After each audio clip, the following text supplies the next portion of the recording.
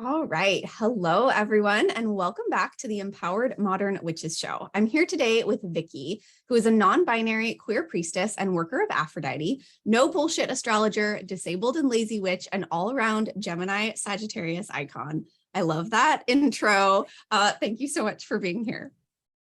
Hi, I'm so excited to be here. I have no recollection of writing. I was like, wow, that sounds fantastic. Like, well done me. Like that, yeah.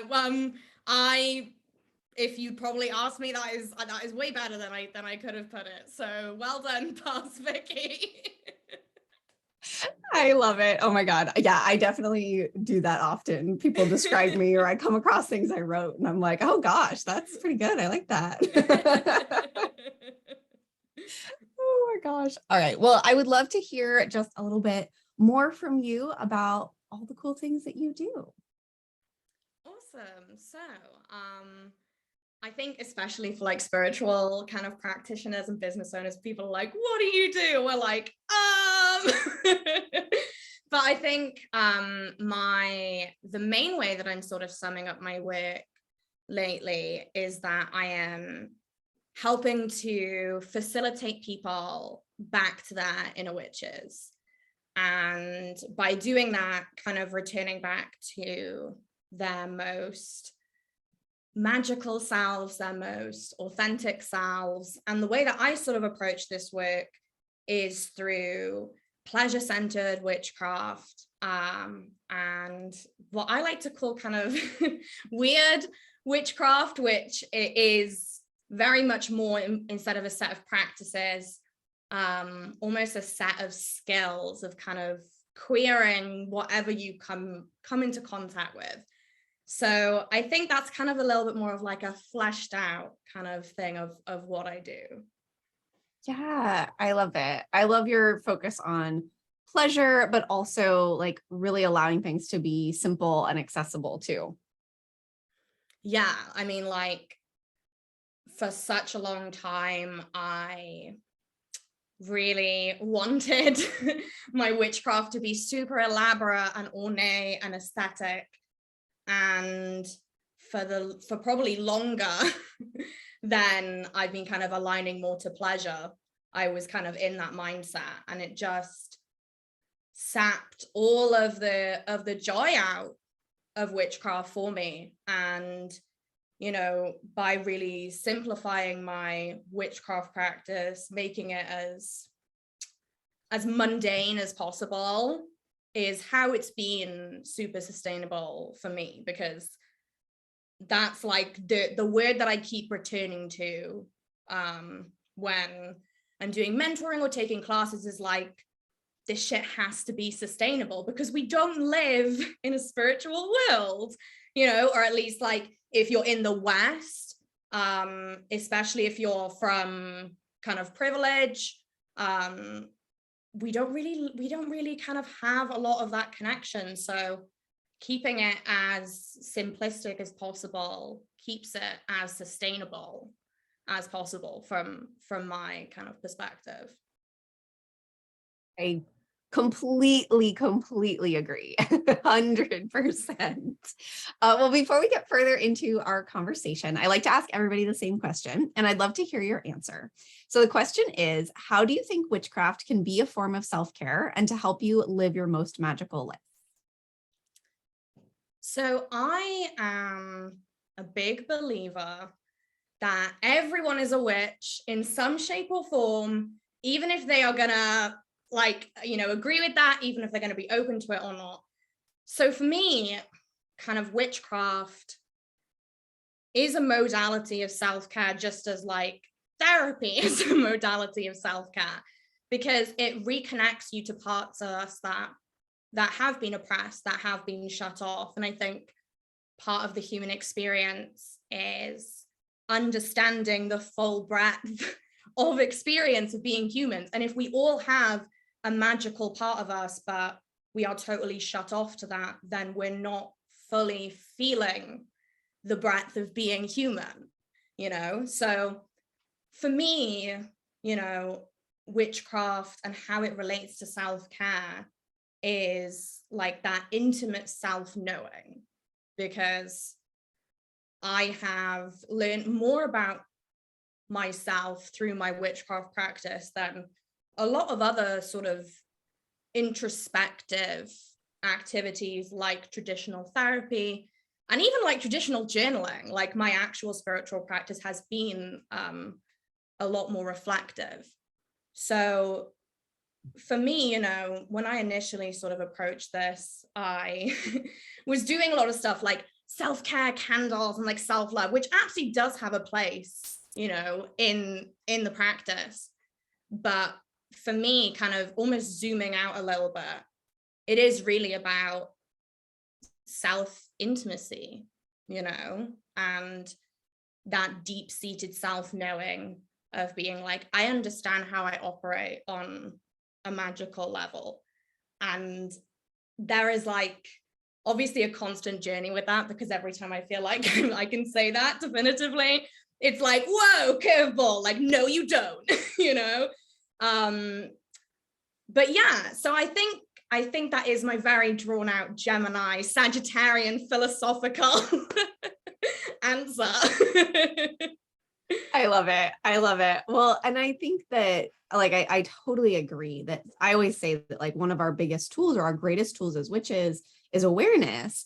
And it's awareness of what's going on around us, what's, you know, awareness of the cosmos, things like that. But it's also more than anything, awareness of ourselves and awareness of our energy and what we need. And like, I love that phrase, self-intimacy. Like that feels really true. That just feels really, really true.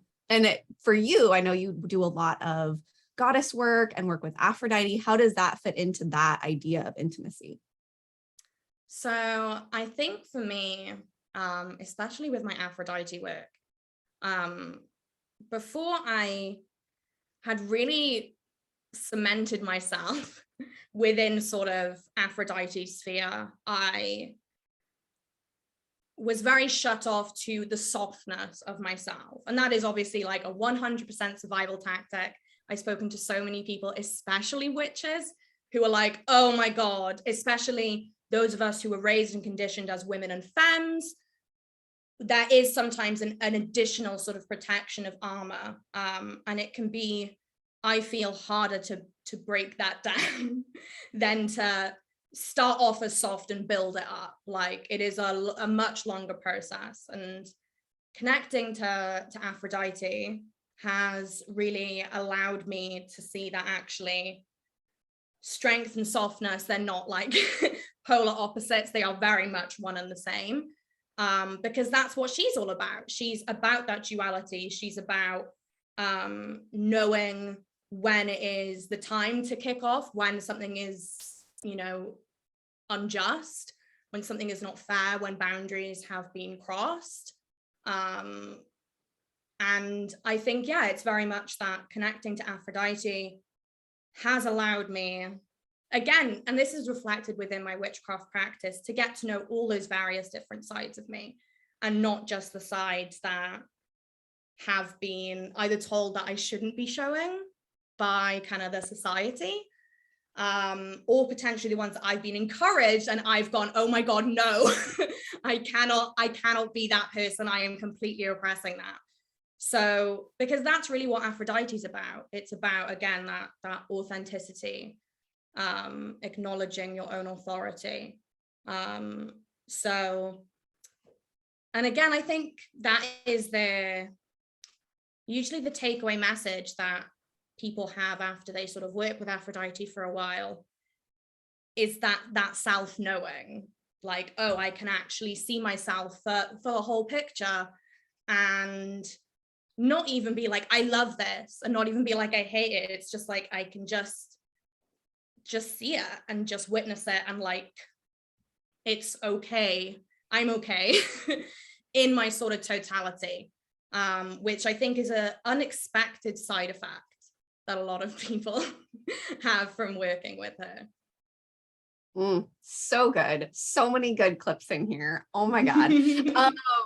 Okay. So I have so many places I want to go. And I'm like, I know I need to just like pick a direction here, but I would love to hear, and I'm sure you've shared some of this also, because I know you share a lot on your Instagram, but I would love to hear a little bit about like, how did you first connect with Aphrodite as opposed to any other goddess that you might have been interested in? So and this is a very common experience I found with people who are devoted to her, I really did not like Aphrodite. Even before I started doing deity work for up until I worked with Aphrodite, I was like, I am not interested in working with deities. I did not come to witchcraft to worship. I didn't come for that. I was not interested in that. I was more interested to the nature connection. I made my way, I think, as a lot of us did, through Wicca. I'm no longer Wiccan now. So there is kind of a little bit more focus on the elements and stuff like that. That was very much my wheelhouse. And I had grown up with the Greek myths. I had taken classics in college, which isn't like American college. It's like below college, just to make things extra confusing. And we had read the Iliad, and Aphrodite's in it, and she's not painted in a great light. And I was like, oh, out of all like the goddesses, like she is the worst. Like she is pathetic and whiny and like, you know, and this attitude was admittedly encouraged by my teacher as well, which I think is incredibly reflective of the general attitude towards women and femmes and towards Aphrodite as a goddess anyway. And kind of fast forward a couple of years, and I was dating someone who wanted to experience a little bit of witchcraft, and me very much showing off was like, yeah, and we can call him Aphrodite for like love, knowing full well I had never contacted a deity before. I had never spoken to Aphrodite before. And I was like, okay, we're going to get offerings and all this stuff. And we called on her to help strengthen the relationship. And within about 2 weeks, the relationship was over. It was done. It was a horrific breakup. It was like, oh, no. I think pretty traumatic for everyone. And I really feel like that was her first gift to me, was like, firstly, I do not just go around and just bless any relationships. Like if they are not good relationships, I'm not going to like make you guys like stay together. And basically that altar from that ritual, I about 2 days later was like, okay, time to like clear it away. And it was like, no, like I'm not, but like, don't do that. And I was like, okay. And basically since then, her altar stayed. And gradually I was like, okay, let's just see what this work is about. There was a point where I was also working with Artemis, and I was like, I really feel like I have to choose one to focus on right now. And I can't actually remember what divination I did, but it was very, very strongly Aphrodite. I think it might have been candle magic. And since then, I've never worked with Artemis. It was very much like a no more of that. And I was also kind of Aphrodite was not the end goal. It was like, okay, this is just the deity I feel pulled to. And slowly but surely she did kind of become everything, which was not what I expected going into it. But such are the ways of working with Aphrodite. Like this is something that I've spoken to a lot of devotees, and they've been like, you know, and so yeah, like in December 2022 will be my second year of being like her priestess, and it's been about about 4-ish years working with her, and it's just, yeah, it's been a very, very wild ride. When I first started working with her, I did not think that like my whole life and business was gonna be working, you know, with Aphrodite, but I wouldn't change it for the world. Like it's every time I think, okay, this is how my devotion is going to go, it's like, I'm going to add like another thing into the mix. But I I'm also very aware it's very early on in my journey, and I'm like, if this is what it's like 2 years in, you know, I'm excited to see what's going to happen in the future. So that's kind of a brief timeline of what's kind of been happening Aphrodite wise. I love it. And people will love this, because I know I have a lot of people who are my clients and people in my community who like really know they're interested in working with deity, but don't always know, like, you know, what are the signs? What do I actually feel called to? How do I know? You know, so I know this will be a really helpful conversation. And I definitely feel like, so, I mean, I think this applies to so much more than just deity too, is that so often the practices we're resistant to at first are something that eventually comes back around, you know, like again and again and again. I find that to be true of like, oh no, that's not for me. And then at some point they're like, well, maybe we are. Yeah, totally. And I think, you know,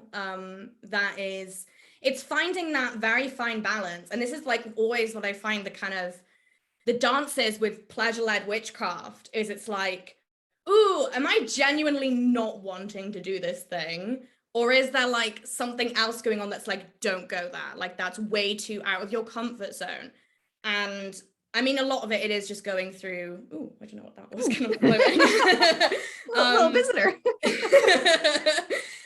You know, a lot of it is practicing, you know, actually doing that. But that is what I find the constant struggle is like, ooh, is this a genuine thing of like, I don't want to do that?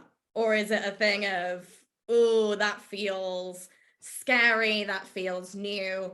It's about finding that balance, you know?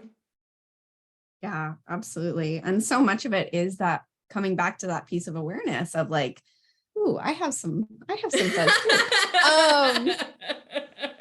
Someone Just saying witchy hello. things. For those of you listening to the recording, we've got some fuzz floating around. Don't mind us. So I feel like so much of it is coming back to that awareness of like, what does it actually feel like when it's a no that's coming just from inside me without, you know, any other outside influence? Because I mean, a lot of that is like being in touch with your intuition, being in tune with your body, but like those are things that are like innately we know how to do, but we've been taught how not to do them, you know? Yeah, like we've literally been told that you can't say, oh, it just feels a bit off. I have a bad feeling. There's something about them that I do not like. And like, that was literally the story of my whole life, was like, there is just something, and people were like, you don't know anything about them. But even that, like, again, there's a similar sort of push and pull with that, because it's like, okay, how much are my internalized biases coming into the picture and being like, I don't like that person because they look a certain way or because they talk a certain way, like being aware of that. And again, being like, is it internalized, you know, privilege, unearned privilege? Is it my biases, or is it genuinely like a you know? So it's that constant thing about relearning, like you said, stuff that we do innately know, and then also unlearning the stuff that has been weirdly, you know, kind of ingrained within us, you know? Yeah, absolutely. Absolutely. And I think there's this balance of like thinking intuitively and thinking critically and being able to like take all of those pieces, right? Like, I think sometimes we think we have to swing all the way to being totally intuitive. It's like, don't abandon your critical thinking skills in the process. Literally, yeah. And I think, you know, that has been what I consider to be one of the biggest downfalls of our community, is that sometimes people can be so in what I like to call like the magical headspace that and I see this a lot with a lot of people who are spiritual business owners and service providers, like our work is here with people, you know, And it is something that it makes me sad seeing it, that people can be so wrapped up in the astral, the magical, you know, the intangible, and forget, like, we are here at this time for a specific reason, and our work is 100% here on earth. So yeah, you're totally right. It's about kind of making sure that you have that balance between understanding the sort of structures that are going on, isn't it, like in the background, that actually program us as we are. Yeah, definitely. How do you feel that deity work, goddess work has helped you sort of do some of that reprogramming of like unlearning the things that, you know, have been put on us? So one of the biggest ways, and probably the ways that most of the people who work with Aphrodite, like I have like a free meditation to meet Aphrodite. And when I was writing that, one of the biggest things that I was really keen on was dispelling the normative representations of what Aphrodite looks like. You know, she is the most painted and sculpted goddess of history, essentially, you know, Venus and Aphrodite. And yet, you know, 99% of the time we see her as a slim, white, cis, straight woman, you know, and it's very rare that we see her not subscribe to the normative beauty standards of the time whenever that piece of artwork was created. So one of like the first ways that I would say that working with Aphrodite really dispelled that was that when I first started working with Aphrodite, she did not present that way. And when I do work with Aphrodite, if I'm doing any meditating or journeying or anything like that, she has rarely presented the way that she is portrayed. Aphrodite is frequently presented to me as Black, to be trans, you know, to be completely different from the body types that we've sort of seen her. And that's something that when people tell me their sort of vision, their visualization of Aphrodite, 9 times out of 10, it is something completely different and completely not normative beauty standards. And I'm like, okay, this is not just a me thing. You know, even when I said to people, like, just don't think too hard about it, you know, just what do you think she looks like? And it was so beautiful to see people seeing themselves represented, you know, like, oh my God, I've never even thought of Aphrodite being fat. I've never thought of Aphrodite, you know, like not having a vagina, you know, like that blew my mind. And it was, I know when I launched that, I was getting like the feedback, I was like, oh, this is like made it worth it. So I would say, like, right off the bat, that's probably the biggest, you know, shake up in sort of undoing those standards. But again, you know, Aphrodite is not a white goddess. People like to pretend that Greek and Cypriot people are white when actually there have been massive erasure of Swana culture. So even like that in and of itself, kind of really digging into Aphrodite's context, Aphrodite's lineage, learning from people who are from Greece, who are from Cyprus, you know, but I know that this work is constantly ongoing, you know, and there's probably going to be, ask me the same question in 5 years, and I'm probably going to have completely different answers. But yeah, I would say Aphrodite to me has consistently challenged what I consider to be the norm within myself, the norm within other people, what my own kind of projections are of like normality, and how that is influenced by my upbringing, by the, you know, being Welsh, by being white, by being raised as a woman. Like all of these things have shaped my view and shaped what I consider to be normal, you know, and therefore what I consider to be abnormal. So it's very much, you know, that's where she's really kind of challenged me, is like, what is normal and why is it normal? And obviously the whole thing is that nothing is normal.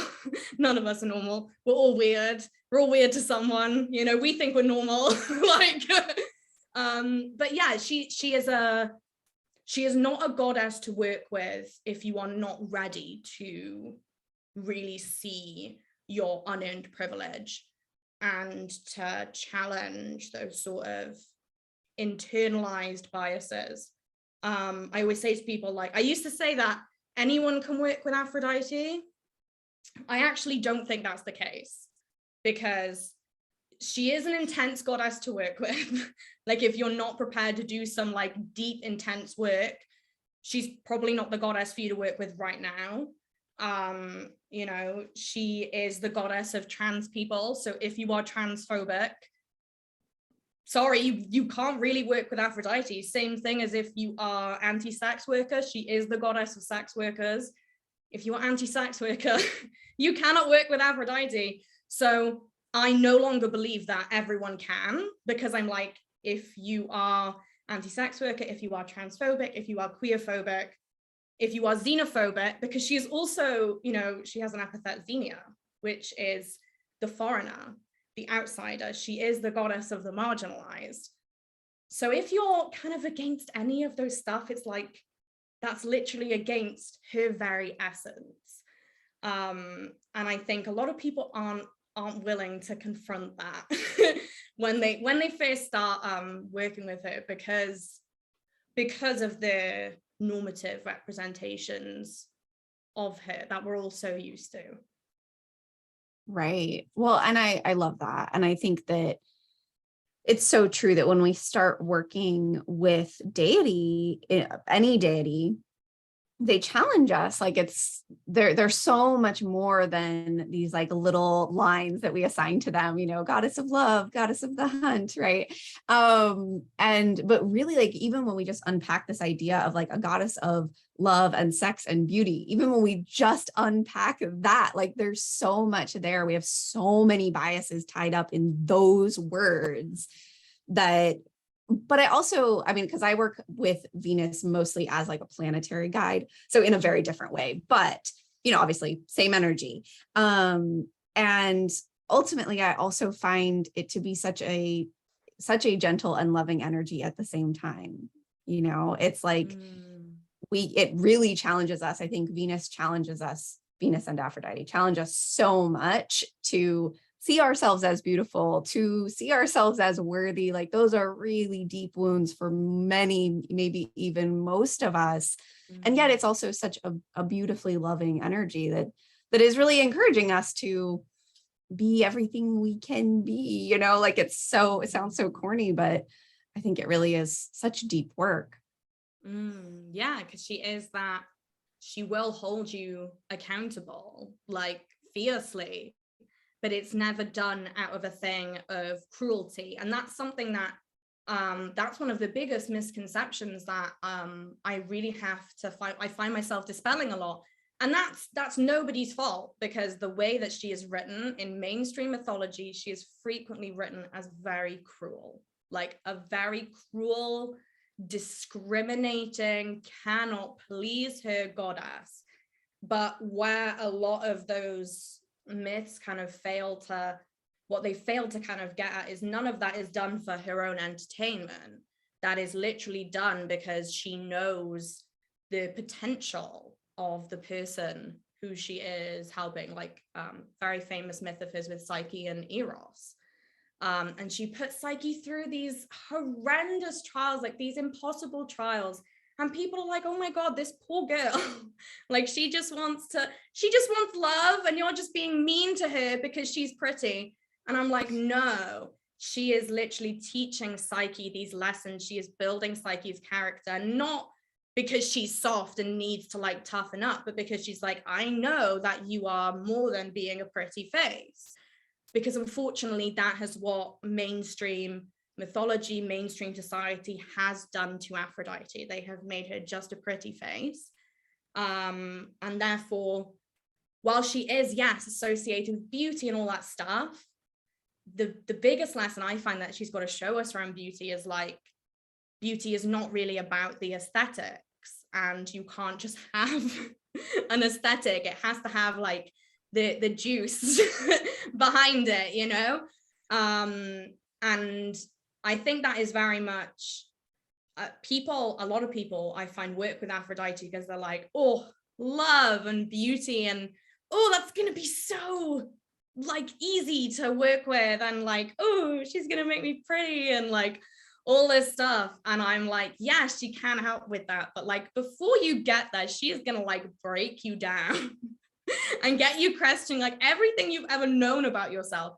But it comes from such a place of love and pride. Like I find a lot of pride from Aphrodite, of being like, I am proud of what you've gone through, I'm proud of what you're going to become, but I also know that you are better than this. And I'm not going to just sit by and let you waste your potential, let you make this silly mistake. And sometimes it can be mean, but again, you know, I think back to my childhood, and obviously not always, and this is definitely not the case for everyone, but sometimes I did need some tough love. I did need someone to pick me up by my shoulders and say like, get a grip, get your shit together, like this is not over, you need to like continue doing the thing. And if someone had just left me crumpled there on the floor, it's like that wouldn't have actually helped me at all. And that's definitely the easiest thing to do. But she will not take the easiest road. And deities don't play by our timelines. They don't play by our rules of what is easy and what is hard. They're like, you have not seen tribulation. Like, you have not. Like, I will show you trials and tribulation. Because they don't play by the same rules. And I think a lot of people can approach deity work almost from a thing of like, oh, that's like a little extra like power to add into like my spells, like great, like another kind of tally, I've got like a deity on my side. And I mean, firstly, it's probably not going to work. But also it's like, that's not the way to do it. This is not work to approach if you're just looking for a little boost, because this is intensely challenging work. And like, you don't have to be ready for that. Like, I think people feel a need. They see everyone working with deities and they're like, okay, I have to do this. And because I'm not like a valid witch. If I'm not spiritual enough. And it's like, no, like I did not work with deities for years. I had no intention on working with deities. It was not for me. And it was only when the right deity showed up at the right time, under the right set of circumstances, that I was like, okay, because I do believe that she was there my whole life. Like looking back, I'm like, oh, that makes so much sense. Like this is not an accidental thing. This seems like, oh, like I stumbled upon her, but I know it's much bigger than me. But you know, it is definitely deity work, and even just larger entity work. It's like, you don't have to do it. You don't have to. And it can be a very supportive thing, but it can also be like a triggering thing, and a really, really, really intense thing, a very exhausting, like it can take a lot of energy. There's a reason why I am not a devotee of any other deity, because like I don't have the energy, I don't have the time. And I think this again kind of goes back, it's one of the main cruxes of pleasure-led witchcraft, is literally just being like, where are you at right now? And that can be really, really difficult to look at. Where am I at right now? Sometimes it can be like, whoa, I am doing so much better than I think. And other times it can be like, shit, like I'm like not in a good spot. But really working with where you're at right now rather than where you wish you could be. And I do think there is a very legitimate space in our craft for desire and wishing and holding that vision and goal and all that stuff. But, you know, it's going back again to being realistic, isn't it? And there's no point saying, oh yeah, I'm gonna connect with the deity and I'm gonna do like an hour in the morning and an hour in the evening of like meditation when like you're struggling to even do your laundry, like, and there's no judgment in that, but like you're just gonna end up feeling absolutely shit when you don't do it. And like, again, it's being practical about what you can do, because no matter how much time you have in your day, there will be a way to fit witchcraft into it. That doesn't mean you have to cut back time. You do not have to take any additional time to do witchcraft. You have your morning cup of coffee, like literally it takes you no time to, while it's brewing, instead of scrolling on your phone, which I'm very guilty of, you know, to sit and be like, I'm gonna just do this for 30 seconds. And it takes literally no time. I connect with Aphrodite while I am on the toilet. Like, I'm like, what you gotta tell me today? And like, because it's efficient, because we all only have 24 hours in a day and most of it is spent sleeping, you know? So I am all about challenging the notion that you need like ample amount of time, because we're all so time strained anyway. You know, we're time strained doing work and keeping up with our relationships and doing housework and looking at like pets and kids and trying to like be a functional human and have a social life. And now you're going to add in like, oh, and now I want to start doing spiritual stuff, like, which has been no space in my life for. If you say I'm going to do a 2-hour-long ritual every day, it's not going to happen, you know. But luckily, I think now with the widespread nature of witchcraft on social media and the internet and even just books, you know, like you can go into normal bookshops and find witchcraft books, you know, at least here in the UK. And I know it's very much the same in the US and Canada and stuff. It is accessible, and there's lots of ways that you can do it to bring it into your day-to-day without it being a load of extra physical energy, you know? Yeah, absolutely. So much. We're so on the same page. Yeah, I mean, I think that anytime you can make something you're already doing that either you have to do or that maybe you don't have to do, but you're probably going to do it anyway. If anytime you can make that thing magical by just redirecting what you're thinking about, or, you know, change the people you're following on Instagram to be witchy people, like whatever it is, like you can bring a little magic into literally whatever you're doing. And but then, like you were saying, there's also the balance of like, we also have to make sure we prioritize it, and that we do make some time for it, and that, you know, it is allowed to take up some space in our lives at the same time. And like, I think we have to make those decisions exactly as you said, like from where we are right now. Like maybe there will be a period in your life where you can do an hour ritual every Sunday morning, or whatever it is that you really wish you had time for. And I think you're so right that like we can hold the wish of it and like, this is what I want to be reaching for, without judging ourselves for where we are now.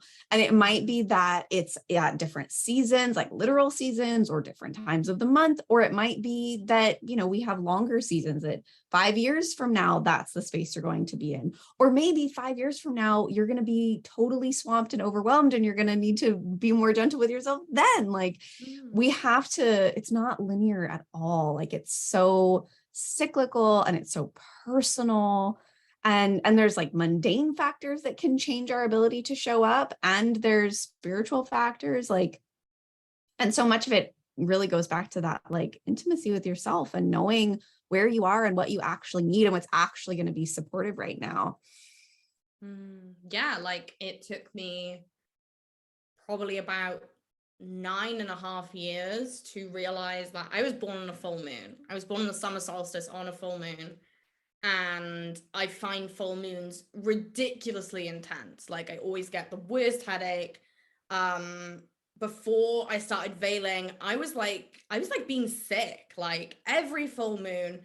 It was horrific. And also like paranoia about being pregnant, and then like adding that to like the full moon like energy.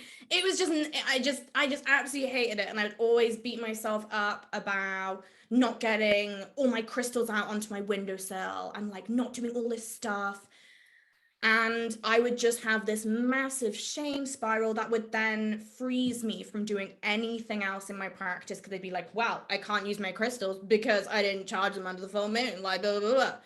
And I literally realized that when I actually sat and thought about it, while I do pay attention, obviously as an astrologer, to like the moon stuff, I was like, it is just it's too much for me. Like, and I am literally doing it because I feel like I have to, because I feel like if I don't work with the moon, that I'm not a witch. But literally, I have been doing this nearly a decade. Like, it's over a decade at this point. Like, I'm pretty sure I've got like my little witch badge. like I'm doing this as a business. Like, no one is debating this. And I think people always say to me, you know, like your beginner witch tips, like what would you say for beginner witches?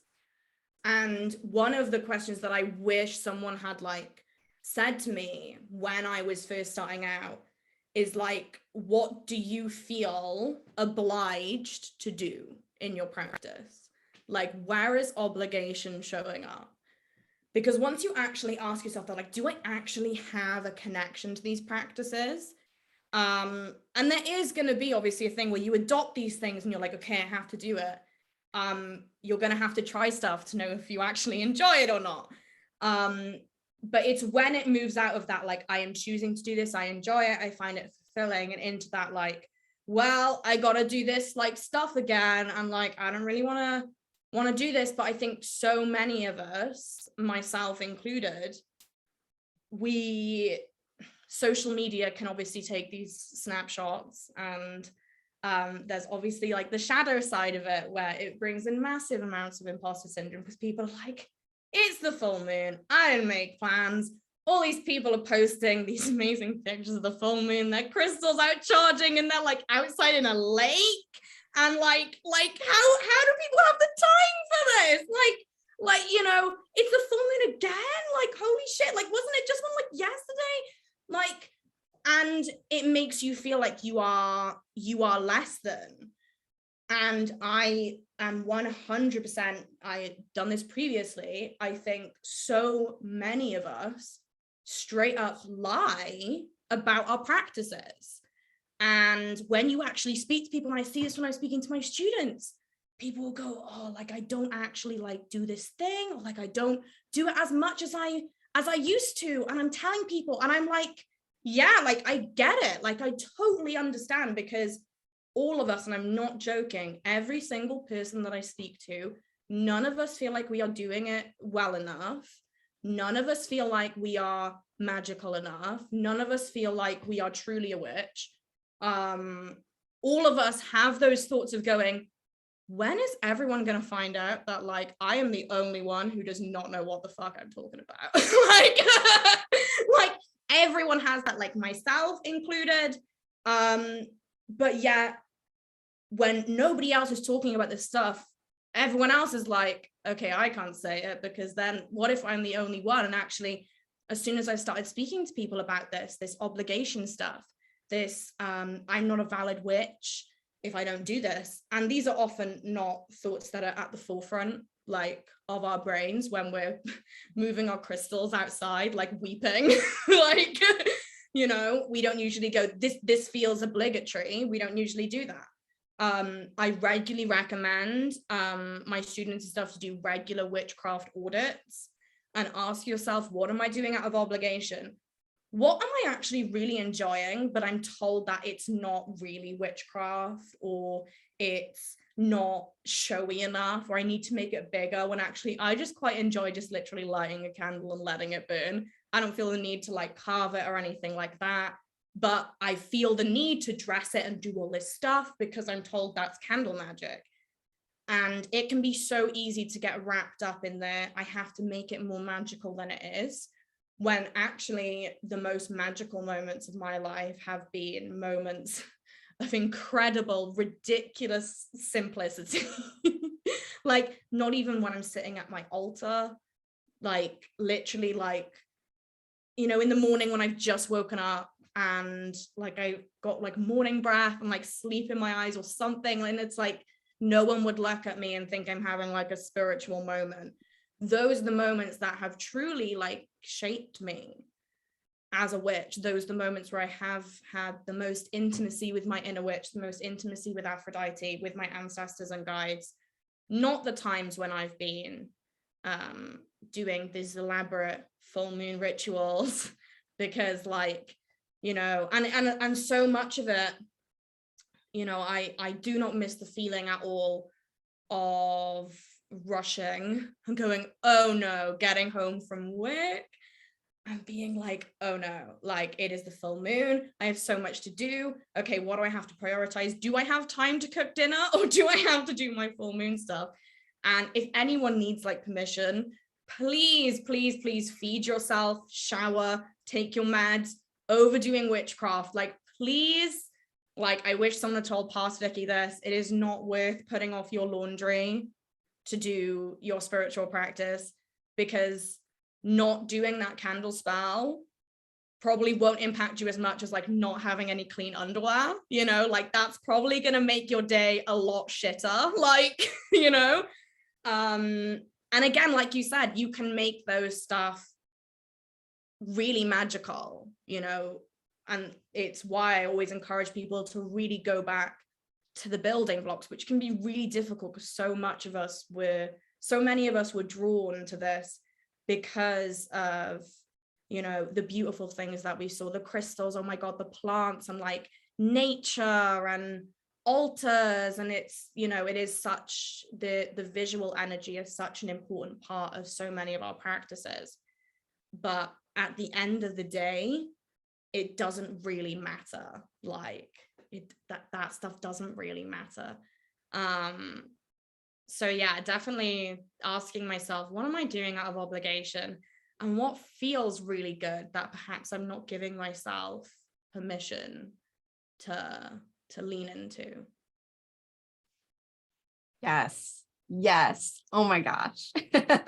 This is so good. So good. So packed with such important questions and like permission to just be who we are and do the practices that really feel amazing to us. And when we do, they guide us to the practices and the people and the experiences and the goddesses that are meant for us. So I absolutely love it. Tell us where people can find you and connect with you. So I'm mostly on Instagram, on @the.aphrodisian.witch. There is also a load of fake accounts floating around. It's so sad that I have to say this. I know that you're gonna get it. There are so many fake accounts floating around. I only have the one. So just the.aphrodisian.witch. You're gonna know it's me, because it will be a complete profile. I am also on TikTok on the Aphrodisian Witch. I might post there from time to time. My website's also the Aphrodisian Witch. And yeah, you can sign up to my newsletter. I run classes, courses, readings, you know, just general witchy stuff, you know. It'll be something for you, even if it's, I don't really like this. I think that's also a really important part. You might be like, I actually really don't like pleasure-led witchcraft, and if I have facilitated that for you, I'm like, yeah, like, so whatever you take out of my page and my content, I am convinced that it will be whatever you need. I love it so much. Awesome. We'll link everything up in the show notes. And thank you so much for being here. This was such a good episode. Thank you for having me.